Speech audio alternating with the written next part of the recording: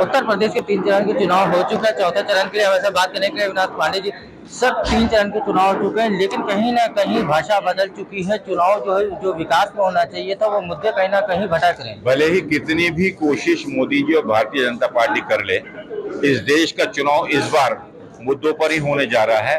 माननीय मोदी जी जरूर अपने विकास के पार्ट से या इस देश की जो बेरोजगार हमारे युवा हैं उनसे या इस देश की बिगड़ती अर्थव्यवस्था भटकाना चाहें, लेकिन देश के लोग भली भांति जान गए हैं और वो बदलाव चाहते हैं। लेकिन कहीं ना कहीं भारतीय जनता पार्टी ये भी एक तरफ कह रही है कि उत्तर प्रदेश में जो विकास किए हैं, जो योजना है, अब माफिया गुंडे खत्म किए गए, लेकिन कांग्रेस का प्रचार किस तरह से उत्तर प्रदेश में हो रहा है और अगले चरण में किस तरह की कांग्रेस पार्टी को वहां से। ये सब चीजों के लिए मोदी जी पहले पूरे देश के सामने इस चीज का जवाब दें कि जिस 1 रुपए की कीमत 2014 में जो थी, आज कितनी है। आज 50 पैसे से भी कम कीमत रह गई है। इस देश में बेरोजगारी आज चरम सीमा पर 82%। ILO का सर्वे कहता है कि इस देश के 82% युवा बेरोजगार या आंशिक रूप से बेरोजगार हैं। मोदी जी को उसका जवाब देना चाहिए।